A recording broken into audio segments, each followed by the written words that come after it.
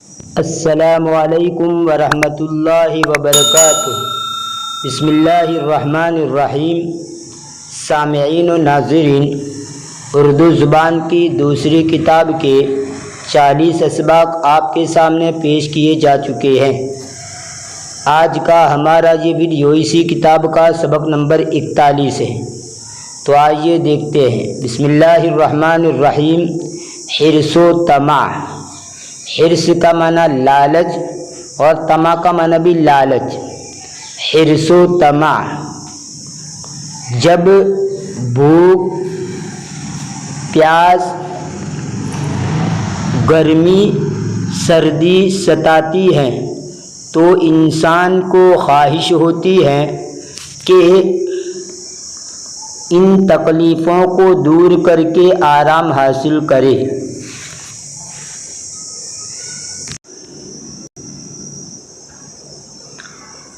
جب بھوک، پیاس، گرمی، سردی ستاتی ہے تو انسان کو خواہش ہوتی ہے کہ ان تکلیفوں کو دور کر کے آرام حاصل کرے۔ اگر یہ خواہش نہ ہوتی تو زندگی دشوار ہو جاتی یعنی مشکل ہو جاتی۔ اگر یہ خواہش نہ ہوتی تو زندگی دشوار ہو جاتی۔ اکثر ہوتا ہے کہ آدمی صرف تکلیفوں کے دور کرنے پر قناعت نہیں کرتا، یعنی اکتفا نہیں کرتا۔ اکثر ہوتا ہے کہ آدمی صرف تکلیفوں کے دور کرنے پر قناعت نہیں کرتا، بلکہ وہ اپنی خواہش کو حاجت سے زیادہ بڑھا دیتا ہے۔ خواہش کا حد سے بڑھنا حرص و طمع کہلاتا ہے۔ خواہش کا حد سے بڑھنا حرص و طمع کہلاتا ہے۔ حریص آدمی یعنی لالچی آدمی، حریص آدمی کو آرام اور اطمینان کم نصیب ہوتا ہے۔ حریص آدمی کو آرام اور اطمینان کم نصیب ہوتا ہے۔ جس قدر عیش کا سامان بڑھتا ہے، حرص و طمع بھی بڑھتی جاتی ہیں۔ وہ ہمیشہ محتاج ہی رہتا ہے، کبھی خدا کا شکر نہیں کرتا۔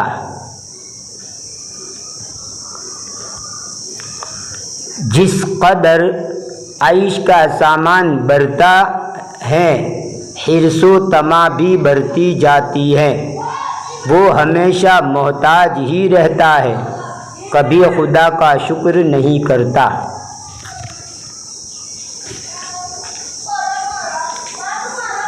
حریص آدمی اپنی خواہشوں کا غلام ہوتا ہے۔ وہ لالچ میں اندھا بن جاتا ہے کہ انجام کو نہیں سوچتا۔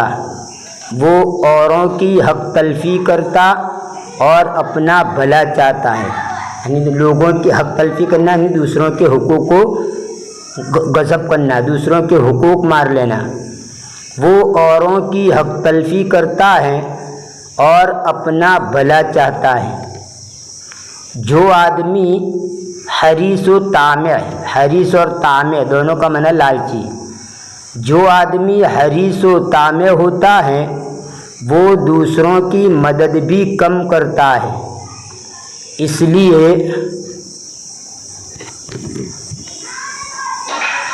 اس کے دوست کم ہوتے ہیں۔ وہ اوروں کو خوشحال دیکھ کر جل مرتا ہے۔ وہ اوروں کو یعنی دوسروں کو، وہ اوروں کو خوشحال دیکھ کر جل مرتا ہے۔ خوشحال یعنی اچھی حالت میں دیکھ کر۔ وہ اوروں کو خوشحال دیکھ کر جل مرتا ہے۔ ان کی بدخواہی کرتا ہے۔ بدخواہی یعنی برا چاہنا، یعنی ان کا برا چاہتا ہے۔ ان کی بدخواہی کرتا ہے۔ بدخواہی سے عداوت اور عداوت سے ہزار طرح کے فساد ہوتے ہیں۔ عداوت یعنی دشمنی، یعنی برا کسی کا برا چاہیں گے تو عداوت پیدا ہوگی اور پھر عداوت سے بہت ساری فسادات رونما ہوں گے، ظاہر ہوں گے۔ بدخواہی سے عداوت اور عداوت سے ہزار طرح کے فساد ہوتے ہیں۔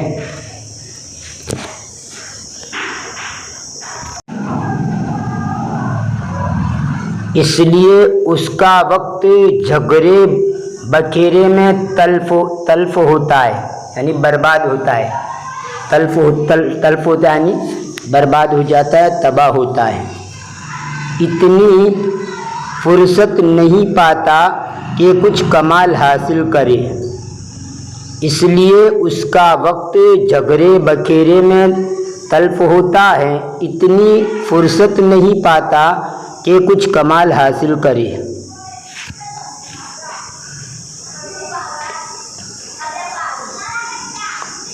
دوسروں کی دیکھا دیکھی بچوں کو بھی حرص و طمع کا مرض لگ جاتا ہے۔ مرض یعنی بیماری اور مریض یعنی بیمار۔ دوسروں کی دیکھا دیکھی بچوں کو بھی حرص و طمع کا مرض لگ جاتا ہے۔ وہ نفیس کپڑا، نفیس یعنی عمدہ، اچھا، نفیس کپڑا، لذیذ کھانا، لذیذ یعنی مزیدار، ٹیسٹی، لذیذ کھانا چاہتے ہیں، میسر نہیں آتا یعنی ملتا نہیں، میسر نہیں آتا یعنی ملتا نہیں، میسر نہیں آتا تو ماں باپ کا دم ناک میں کرتے ہیں۔ ماں باپ کا دم ناک میں کرتے ہیں یعنی ماں باپ کو پریشان کر دیتے ہیں، حیران کر دیتے ہیں۔ آخر ان کی نظروں سے گر جاتے ہیں، یعنی ان کی نظروں میں رہتے نہیں، ان کی عزت گر جاتی ہے۔ آخر ان کی نظروں سے گر جاتے ہیں، گھر میں ان کی کوئی عزت نہیں کرتا۔ جن بچوں کو چٹور پن کی بری لت پڑ جاتی ہے، چٹور پن کا معنی قسم قسم کے کھانے کھانا۔ جن بچوں کو چٹور پن کی بری لت پڑ جاتی ہے وہ علم و ہنر کے سیکھنے میں جی نہیں لگاتے۔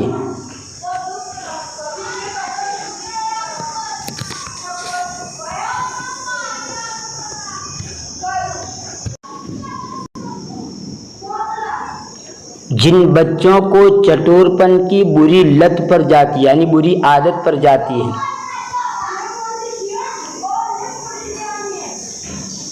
وہ علم و ہنر کے سیکھنے میں جی نہیں لگاتے، وہ چوری اور بدنیتی بھی کرنے لگتے ہیں۔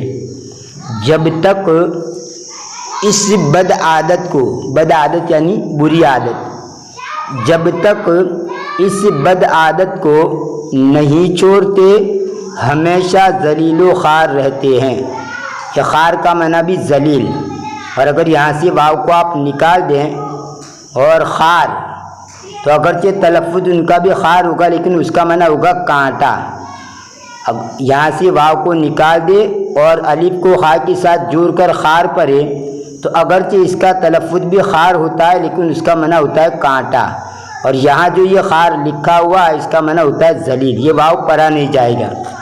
کچھ الفاظ ایسے ہوتے ہیں جن کا تلفظ یعنی پروننسیشن برابر ہوتا ہے لیکن اس کا مفہوم معنی اور مطلب الگ ہوتا ہے، جیسے یہ خار ہے اور الف کے ساتھ بھی خار ہے، لیکن الف کے ساتھ خار ہو تو اس کا معنی ہوتا ہے کانٹا، اور یہ واو کے ساتھ ہو لیکن یہ واو پڑھا نہیں جائے گا، تلفظ خاری ہوگا، اس کا معنی ہوتا ہے ذلیل۔ جب تک اس بد عادت کو نہیں چھوڑتے ہمیشہ ذلیل و خوار رہتے ہیں۔ جو ہمیشہ باحیا یعنی شرم و حیا والا، جو ہمیشہ باحیا اور نیک بچے ہیں وہ اچھے کھانے اور اچھے کپڑے پر جان نہیں دیتے۔ جو کچھ گھر میں میسر آتا ہے اس کو خوش ہو کر کھاتے پہنتے ہیں، ماں باپ کا احسان مانتے اور خدا کا شکر کرتے ہیں۔ ماں باپ کا احسان مانتے اور خدا کا شکر کرتے ہیں. یعنی جو اچھے بچے ہوتے ہیں، شرم و حیا والے نیک بچے ہوتے ہیں، وہ اچھے اچھے کھانے، اچھے کپڑے پہننے پر زیادہ توجہ نہیں دیتے. جو کچھ مل جاتا ہے خوشی سے کھا لیتے ہیں اور اس پر ماں باپ کا احسان اور شکر مانتے ہیں. خدا کا شکر کرتے ہیں اور ماں باپ کا احسان مانتے ہیں.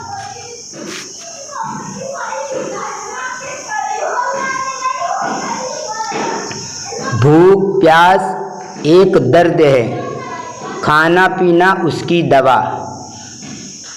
گرمی سردی یا موسم کی سختی ایک بیماری ہے، کپڑا لتا اس کا علاج.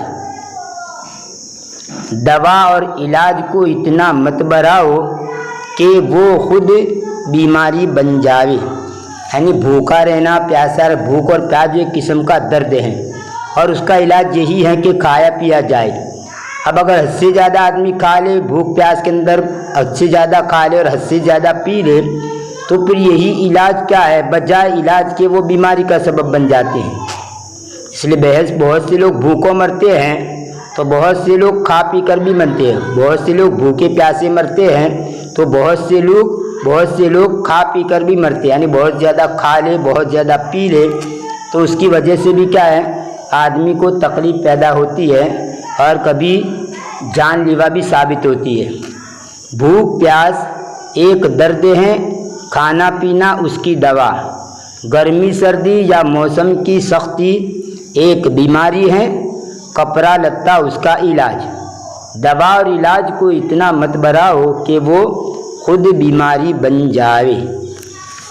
یہ تھا اردو زبان کی دوسری کتاب کا سبق نمبر 41. انشاءاللہ آنے والے ویڈیو میں اس کتاب کا سبق نمبر 42 آپ کے سامنے پیش کیا جائے گا. تب تک کے لیے انتظار کیجیے. دعا میں یاد رکھیے. فی امان اللہ، الی اللقاء.